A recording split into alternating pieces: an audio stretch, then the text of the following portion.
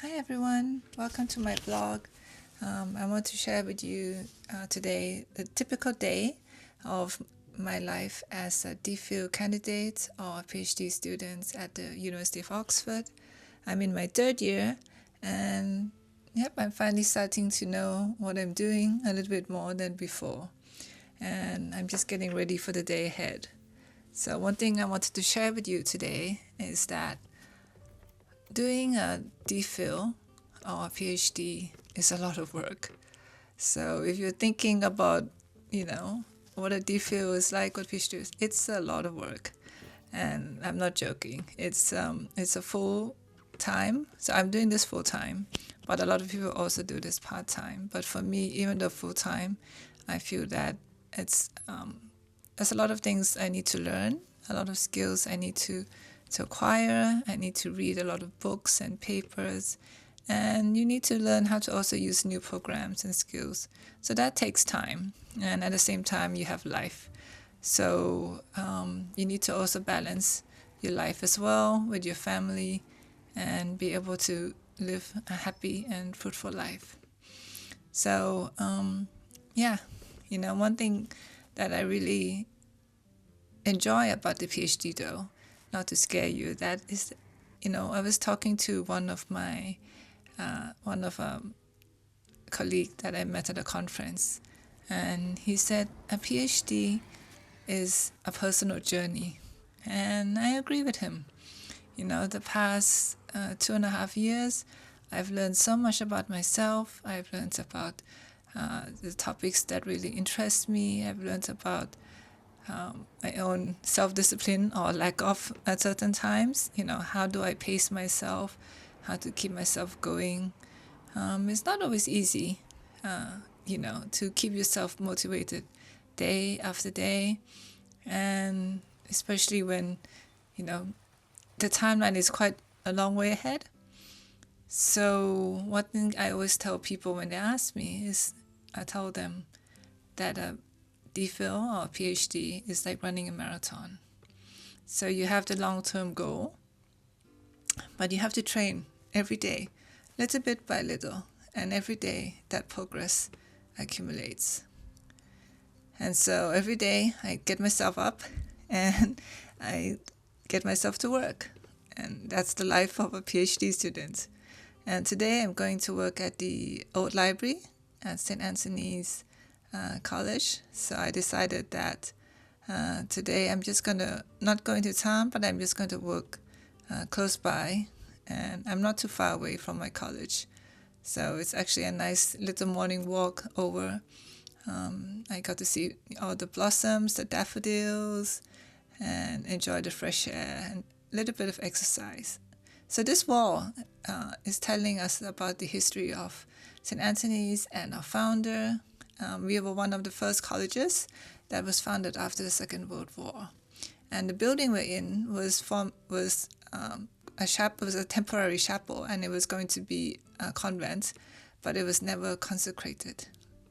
And in deciding, in the 70s, when they wanted to build the main building for the college, they were going to tear down this building, but luckily they didn't. Or else it would be a completely brutalist building. And we are one of the most international colleges. And so that's the map of where we all are. Okay, this is the library. Isn't it beautiful? It's not too big. It's not too small. I think it's just a nice size. Today I'm sitting on the second floor of the library. Usually I sit on the ground, but I thought I'd try something new. And I'm glad I did, because it's a lot warmer on the second floor. And you have this little nook where you can sit by yourself. I need some books, some reference books, and they have it at the library. So that's one of the reasons I also decided to come today. I still like to read paper books. So it's much easier to just flip through and read the book than just scrolling everything online. I'm looking through the book to see whether it's something that is useful for me, or if not, I'll put it back. And this is something I've learned from, the past few years, where I used to take out all the books, carry the heavy books home, and then at the end of term, I have to carry them all back. So now I'm kind of more particular about which books I decide to check out. For lunch, I decided to come and have lunch at the St. Anthony's dining hall. Today we have turkey with applesauce, some fruits, and I'm so tempted by the cakes, and so I decided to get myself a little chocolate cake. After lunch, I took a little bit of a break before deciding to go back to the Middle East Library this time. So it's just a change of atmosphere. They have nice bigger tables, and so I decided to just stay there and work all afternoon. So if you're thinking about doing a PhD, as I mentioned, these are some of the main things you have to remember. One, it's a long journey. So it takes several years. The minimum at Oxford is 3 years. They give you a maximum of 5 years. And in between, there are different milestones you have to reach. And of course, life happens along the way. So some people get married, some people have children, and some people move. And so a lot of things happen along the way. So you have to really, plan ahead and say that, okay, these in the next 3 to 5 years, you will be doing your PhD. And second, so it's very long. It takes a long time. Secondly, because it takes so much long time, it's also very expensive, because you have to be able to maintain yourself during those years. And so, there's always kind of the story about the poor academic, and you become poor since you decide to do a PhD, because you can't really work full time, because if you do, then you don't have time to do your research. And if you work part-time, it also takes away time from your research. So you have to really, find your own rhythm. Like some people are able to work a bit more than others while doing their research and be very efficient. Some people not. For me, I need my time to rest as well, and I need time for my family as well. And so I'm not going to be able to work all that much. I do a little bit of short work here and there, but I'm not going to be able to do too much. And so my focus is really on just really finishing the PhD as quickly as possible. And so why is it expensive? So it's not just living costs. There's tuition costs, and if you get funding for that, that's really wonderful. But then there's also, living costs, and Oxford is not that cheap. So Oxford is one of the most expensive cities outside of London, and so the rent is quite high. So that is something you have to be aware of. So I said, first, it's a long term. Second, it's quite costly. And third, you have to be really passionate about the subject that you want to study. Because if you think about it, you're going to be doing this every day for the next couple of years. And so you have to truly believe in what you're studying. I wanted to do a PhD when I was younger, but that was nothing I was really interested in. So I'm doing it now after working for a long time, and I'm really happy that I did, because I really enjoy doing my research now. So those are just 3 points for you to think about. So I worked all day. The library closes at 5 today, and so I decided to just take time to just rest. And it was such a beautiful day. It was really warm. The sky was clear. It was not raining. And, I did bring a packed lunch, but I ate at the dining hall, so I decided to have my lunch as my dinner outside on the picnic. So it's really nice to just really kind of relax and sit outside. So there's also one more thing I was thinking that I didn't mention earlier, was that doing a PhD or DPhil is also quite a,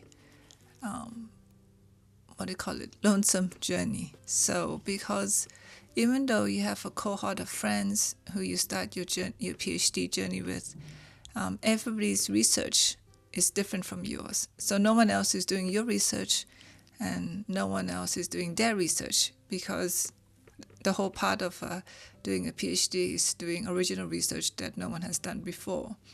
And so we all have our own different paths. Some people go on field work to collect data in other countries, and I did. I went back to Asia to collect my data. Some people go on to work in different labs in order to work with the data that's provided at those labs. So you're each on your own, working at your own pace and your own schedule. And sometimes even after you field work, you come back to college and your friends are maybe still on their field work and they're working at different topics. And so, yeah, you have to be comfortable being by yourself. And if not, the college has a lot of systems for you to go out and join activities. You just have to make sure that you do go out and join them if you feel like you need a bit of human interaction. But other than that, a typical day was just me in the library with my own thoughts, my own writing, and just working on my research.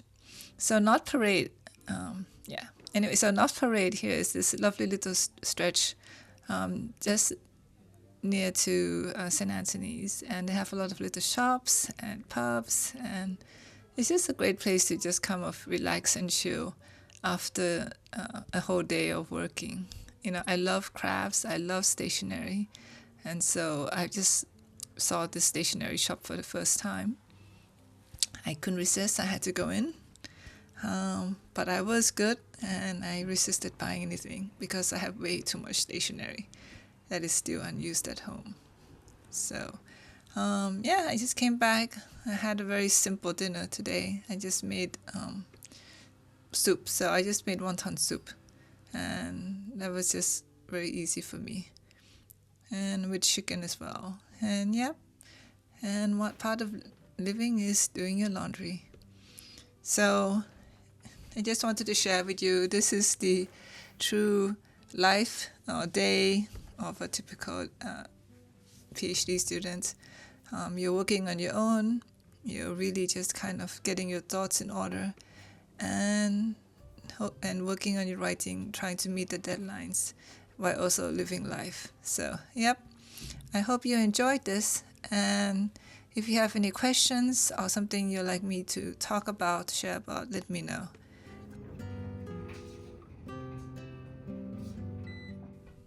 So if you like this, please like and subscribe. Have a good day. Bye-bye.